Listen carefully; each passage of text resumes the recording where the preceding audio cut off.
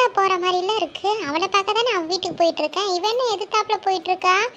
கீதா கீதா என்ன உமா கூப்பிட்டியா? பின்னாடிதான் வர போல இருக்கு, கவனிக்கவே இல்லைனா? ஆமா கீதா, உன்னை பார்க்க தான் வந்துட்டு இருந்தேன்.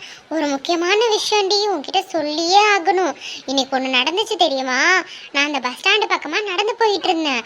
அப்போ இந்த சுந்தரி மகன் இருக்கான்ல. சுந்தரி மகனா? யார்? அந்த சுபின் பையனா?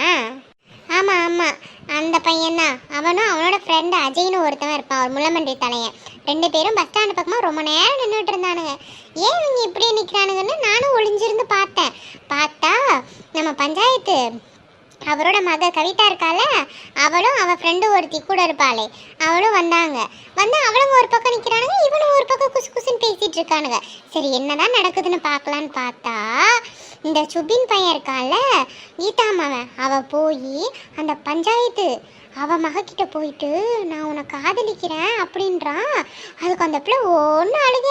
அப்புறம் இவன் என்ன பேசினான்னு தெரில, ஓடி வந்துட்டேன். அந்த பிள்ளைங்க அழுதுகிட்டே ஓடிடுச்சு. நான் எதுவுமே பேசலை, நான் கண்டு காணாத மாதிரி அப்படியே மறைவா நின்றுட்டு வந்துட்டேன். ஏய் என்னடி என்ன சொல்கிற? நீ நல்லா தான் பார்த்தியா? அது பஞ்சாயத்து மகதானா? இந்த பையன் தானா? ஏ லூசி கீதா, எனக்கு ஆள் தெரியாது, பிறந்ததுல ரெண்டையும் நான் பார்க்குறேன். எனக்கு அடையாளம் தெரியாமல் இருக்குமா என்ன? 2 தான், நான் தான் நல்லா பார்த்தேனே. ஓ, இந்த சுந்தரி என்னமோ அவன் பையன் மாதிரி ஒழுக்கமானவன் யாருமே இல்லைன்னு சொல்லிட்டு இருப்பான். இவன் இந்த வேலையை நான் பார்க்குறானா? இருக்கட்டும் இருக்கட்டும், சரி நமக்கு எதுக்கு ஊரு வம்பு? ஆமாண்டி, அதனால தான் நான் யார்கிட்டையும் சொல்லலை, உன்கிட்ட மட்டும் சொல்கிறேன். நீ உன்னோட வச்சுக்கோ. சரி நான் வீட்டுக்கு போகிறேன். இருக்கட்டும் இருக்கட்டும், இந்த பஞ்சாயத்து தலைவர் பொண்டாட்டி அன்னைக்கு என்ன பேச்சு பேசினா அவகிட்ட தான் காசு இருக்கிற மாதிரி. இப்போ பொண்ணு இந்த வேலையெல்லாம் பார்த்துட்டு இருக்காளா? இன்னைக்கு நான் பேசுகிற அவள் ஊரோட நாரி போகுது நாரி. இருக்கட்டும். அங்கே நிற்கிறது கீதா மாதிரி தெரியுது. அவ என்ன பண்ணுறா இங்க? கீதாக்கா கீதாக்கா, என்ன சுமதி இந்த பக்கமாக கிளம்பிட்டா? அது ஒன்றும் இல்லைக்கா, சோறு வடிச்சிட்டேன், கறி என்ன வைக்கிறதுன்னு தெரியல. சரி வீட்லேயும் காய் ஒன்றும் இல்லை. சரி அதான் பங்கஜக்கா வீட்டுக்கு போனால் ஏதாவது கறி கூட்டு கிடைக்கும், அதான் வாங்கலான்னு போயிட்டு இருக்கேன். நீங்கள் ஏன்க்கா இங்கே நின்றுட்டுருக்கீங்க? ஓ பங்கஜ வீட்டுக்கு போறியா? சரி சரி, ஒன்றும் இல்லடி, சும்மா தான் நின்றுட்டுருக்கேன். உனக்கு ஒரு விஷயம் தெரியுமா? உமா என்கிட்ட சொன்னா, இந்த பஞ்சாயத்தோட பொண்ணும் அப்புறம் நம்ம சுந்தரி பையனும் ஒருத்தர் விரும்புகிறாங்களாம். என்னக்கா சொல்றீங்க? அந்த கவிதாவா? அவ நல்ல பொண்ணாச்சே, ரொம்ப பயந்த பொண்ணாச்சே, அவ அப்படிலாம் இருக்க மாட்டாளே. அட போடி, நீ தான் அப்படி சொல்லிட்டு தெரியுற. இப்பதானே உமா எல்லாத்தையும் சொல்லிட்டு போறா. அப்படியா? நீங்க சொன்னா அப்ப கரெக்டா தான் இருக்கும். சரிக்கா, நமக்கு எதுக்கு ஊரு வம்பு? கேட்டதை நான் எனக்குள்ள வச்சுக்கிறேன், நான் வரேன்க்கா. சரி சரி. நல்லா இவகிட்ட பத்த வச்சாச்சு. சுமதியை பத்தி ஊருக்கே தெரியும். அவ ஒன்னொன்னா 7 ஆக்கிடுவா. நம்ம வேலை முடிஞ்சது. இதுக்கப்புறம் சுமதி பாத்துக்குவா எல்லாத்தையும். ஓ, ஊருக்குள்ள இப்ப புதுசா இப்படி ஒரு கதை போகுதா? எனக்கு தெரியாம. இருக்கட்டும் இருக்கட்டும். பங்கஜக்கா வா. சுமதி என்ன திடீர்னு இந்த பக்கம் வந்திருக்க?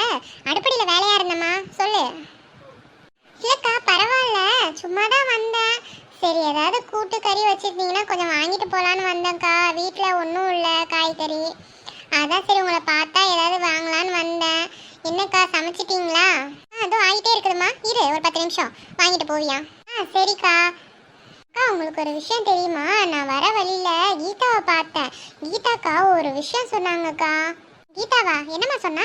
அக்கா, இந்த பஞ்சாயத்து தலைவர் மக கவிதாவும் நம்ம சுந்தரி அக்கா பையன் சுபின் இருக்காங்களே, 2 பேரும் லவ் பண்ணுறாங்களாம். ஊரா சுற்றிட்டு இருக்காங்களாம். என்னென்னமோ சொல்கிறாக்கா. என்ன சுமதி இப்படி சொல்கிற? அவங்க 2 பேரும் தங்கமான பிள்ளைங்களாச்சே. அப்படிலாம் எதுவும் இருக்காது சுமதி. அக்கா என்னை பார்த்தா உங்களுக்கு பொய் சொல்கிற மாதிரி தெரியுதா? கீதாக்கா சொன்னாங்க, அதை தான் சொல்கிறேன். சரி என் மேலே நம்பிக்கை இல்லைன்னா விடுங்க. கீதாக்கா சொன்னால் நம்புவீங்க, நான் சொன்னால் நம்புவீங்களா? சரி சரி, நமக்கு எதுக்கு வம்பு? நீங்கள் குழம்பு கொடுத்தீங்கன்னா நான் வாங்கிட்டு கிளம்புவேன். இல்லைம்மா, 2 பேரும் சின்ன வயசு பிள்ளைங்க, நம்மளே இப்படி தப்பாக பேசலாமா? நம்ம ஊர் பசங்கள அப்படிலாம் ஒன்றும் இருக்காது. இப்படி தப்பாக பேசி அவங்க காதுக்கு போனால் அவங்க வீட்டில் ஏதாவது பிரச்சனை நடந்தால் என்னமா பண்ணுறது? அதெல்லாம் ஒன்றும் இருக்காது. நீ இந்த பிரச்சனையை இதோட விடு. சரி சுமதி, இந்த இரு, நான் அடுப்படிக்கு போய் எடுத்துகிட்டு வரேன். கொண்டு போய் சீக்கிரம் பசங்களுக்கு கொடு, பாவம் பசியோடு இருக்குங்க. நான் எடுத்துகிட்டு வரேன் இரு. ஆமாம், இவன் நம்மளாம் சொன்னால் நம்புவாளா?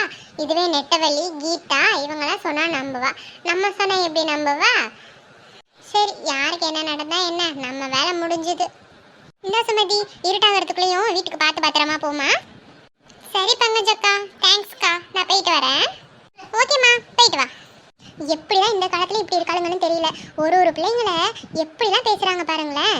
நம்ம ஊர் பிள்ளைங்க தான், தெரிஞ்ச பிள்ளைங்க. ஒரு விஷயம் நடந்தா அதுக்கு கண்ணு காது மூக்குன்னு வச்சு என்னென்னமோ பேசுறாளுங்க. இதெல்லாம் நம்பவே கூடாதுப்பா.